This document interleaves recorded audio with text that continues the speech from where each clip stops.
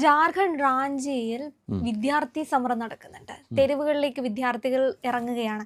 എന്തിനാണെന്ന് ചോദിച്ചാൽ JSSC അതുപോലെ തന്നെ JPSC.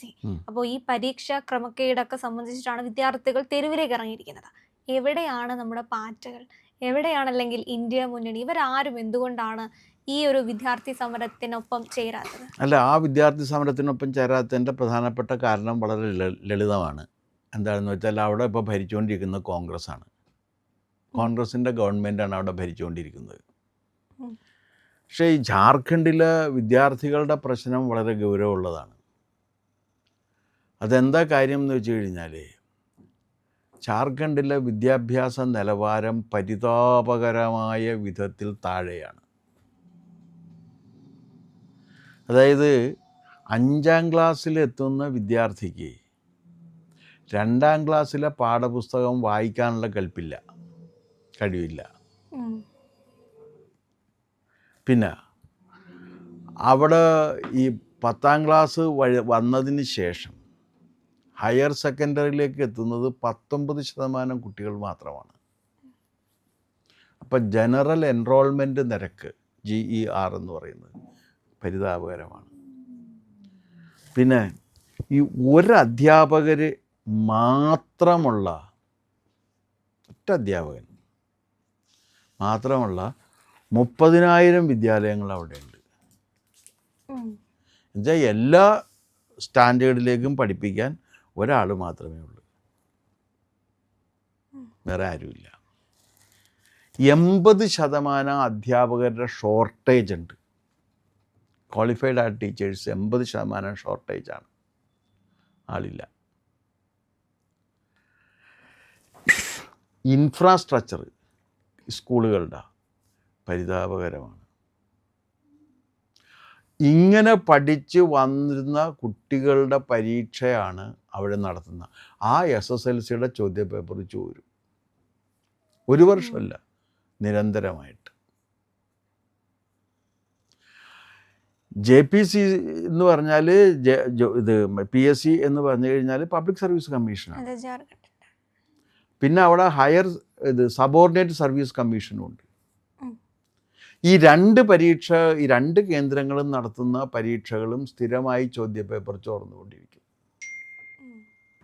ഇല്ല, അവരുടെ ഡിമാൻഡ് ചെയ്ത് ഈ ചോദ്യപേപ്പർ ചോർന്ന പരീക്ഷകൾ ക്യാൻസൽ ചെയ്യണം, റദ്ദ് ചെയ്യണം, ഉത്തരവാദികളായിട്ടുള്ളവർക്കെതിരെ നടപടി സ്വീകരിക്കണം. ഇതാണ് അവരുടെ ഡിമാൻഡ്.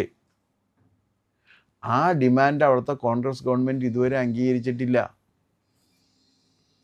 ബാപ്പു വാടിയിലാണ് മഹാത്മാഗാന്ധിയുടെ പേരിലുള്ള ഒരു ആശ്രമത്തിൻ്റെ പേരാണ് ഈ ബാപ്പു വാടി എന്ന് പറയുന്നത്. അതിൻ്റെ മുമ്പിലാണ് ഇവർ ആദ്യം നിരാഹാര സമരം തുടങ്ങിയത്. തിരിഞ്ഞു നോക്കിയിട്ടില്ല.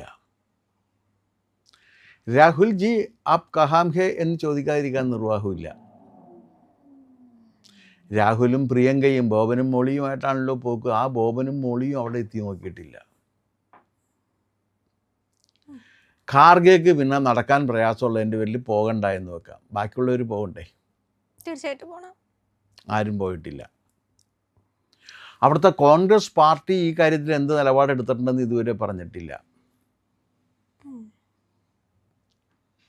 ഇനി നമുക്ക് നേരെ തിരിച്ച് ജന്തർ മന്ദറിലേക്ക് വരാം. ജന്തർ മന്ദറിൽ എന്താ സംഭവിച്ചത്? പരീക്ഷാ പേപ്പർ ചോർന്നു. ഒരു പരീക്ഷാ പേപ്പർ ചോർന്നു കഴിഞ്ഞാൽ ആദ്യം ചെയ്യാവുന്ന കാര്യം ആ പരീക്ഷ റദ്ദ് ചെയ്യുക എന്നുള്ളതാണ്. റദ്ദ് ചെയ്ത് പുനഃപരീക്ഷ നടത്തി. ആ പുനഃപരീക്ഷയ്ക്ക് ശേഷം റാങ്ക് ലിസ്റ്റ് പ്രസിദ്ധീകരിച്ച് അതിൻ്റെ അടിസ്ഥാനത്തിൽ പ്രവേശന നടപടിക്രമങ്ങളും പൂർത്തിയാക്കി. ഇതാണ്. ഒപ്പം ഇതിൽ കുറ്റവാളിയായിട്ടുള്ളവർക്കെതിരെ അന്വേഷണം നടത്തുകയും കേസെടുക്കുകയും അവരെ ശിക്ഷിക്കുന്നതിന് ആവശ്യമായ നടപടികൾ സ്വീകരിക്കുകയും വേണം. ഇതല്ലാതെ ചോദ്യപേപ്പർ ചോർന്നാൽ പിന്നെ വേറെ എന്ത് നടപടി എടുക്കാൻ പറ്റും? ഇതല്ലാതെ വേറെ എന്ത് നടപടി പറ്റും? ലോകത്ത് പരീക്ഷകൾ ആരംഭിച്ചതിന് ശേഷം പല സ്ഥലങ്ങളിൽ, ഇവിടെ മാത്രമല്ല, ലോകത്തിൻ്റെ വിവിധ സ്ഥലങ്ങളിൽ പരീക്ഷകൾ ആരംഭിച്ചതിന് ശേഷം പല ഘട്ടങ്ങളിലായിട്ട് ചോദ്യക്കടലാസുകൾ ചോർന്നിട്ടുണ്ട്. അതിലൊക്കെ സ്വീകരിക്കുന്ന നടപടി, ഏറ്റവും മാന്യമായ നടപടി ഇതാണ്. ഈ നടപടി ഇന്ത്യയിൽ സ്വീകരിച്ച് കഴിഞ്ഞിരുന്നു CJP സമരം ചെയ്യുമ്പോൾ. അപ്പോൾ CJPയുടെ സമരം വിദ്യാർത്ഥികളുടെ ക്ഷേമത്തെ ലക്ഷ്യമാക്കിയുള്ള സമരമായിരുന്നില്ല, അത് രാഷ്ട്രീയ പ്രേരിതമായ സമരമാണ് എന്ന് ഞാൻ ആക്ഷേപിക്കാൻ കാരണം അതാണ്. കാരണം ഒരു പരീക്ഷ നടത്തി കഴിഞ്ഞാൽ ഇതല്ലേ. ഇനി അതിൽ ഒരു കാരണവശാലും നേരിട്ട് ബന്ധപ്പെടാത്ത ഒരാളാണ് വകുപ്പ് മന്ത്രി. കാരണം NTA എന്ന് പറയുന്ന ഒരു സ്വയംഭരണ സ്ഥാപനമാണ്. ആ സ്വയംഭരണ സ്ഥാപനം പരീക്ഷ നടത്തി റാങ്ക് ലിസ്റ്റ് തരുന്ന സ്ഥാപനമാണ്. അത് എങ്ങനെ പരീക്ഷ നടത്തി റാങ്ക് ലിസ്റ്റ് തരുന്നു, എന്ത് ചോദിക്കുന്നു എന്ന് ചോദിക്കാനോ അന്വേഷിക്കാനോ അറിയാനോ ഉള്ള അവകാശം വകുപ്പ് മന്ത്രിക്കില്ല. എന്നിട്ടും ധർമ്മേന്ദ്ര പ്രധാൻ രാജിവെക്കണമെന്ന് പറഞ്ഞു. ഞാൻ തിരിച്ചൊന്ന് ചോദിക്കട്ടെ, കേരളത്തിൽ അതേ കാലത്താണ് PSCയുടെ ഒരു ചോദ്യപേപ്പർ ചോർന്നത്. മറ്റേ വിവിധ കോർപ്പറേഷൻ ബോർഡ് പരീക്ഷകൾക്കുള്ള ചോദ്യപേപ്പറാണ് ചോർന്നത്. 1.5 ലക്ഷം പേരെഴുതുന്ന ചോദ്യം. ആ 1.5 ലക്ഷം പേരെഴുതുന്ന എന്ന് വെച്ചാൽ ഒരു ലാസ്റ്റ് ഗ്രേഡ് എംപ്ലോയീസിന് വേണ്ടിയിട്ടുള്ള വിവിധ സർക്കാരിൻ്റെ കോർപ്പറേഷനിലേക്കും ബോർഡുകളിലേക്കും ലാസ്റ്റ് ഗ്രേഡ് എംപ്ലോയീസിനെ നിയമിക്കുന്നതിന് വേണ്ടി നടത്തിയ ഒന്നാമത്തെ ടെസ്റ്റ്. ആ ടെസ്റ്റാണ് എൻ്റെ ചോദ്യപേപ്പറാണ് ചോർന്നത്. ചോർന്നത് എന്ന് വെച്ച് കഴിഞ്ഞാൽ ചോദ്യപേപ്പർ മാറിക്കൊടുത്തു എന്നുള്ളതാണ്. കാരണം രാവിലെ കൊടുക്കേണ്ട ചോദ്യപേപ്പർ കൊടുക്കാതെ ഉച്ചയ്ക്ക് കൊടുക്കേണ്ട ചോദ്യപേപ്പർ കൊടുത്തു. അങ്ങനെയാണ് അത് പരീക്ഷ സംബന്ധിച്ചത്.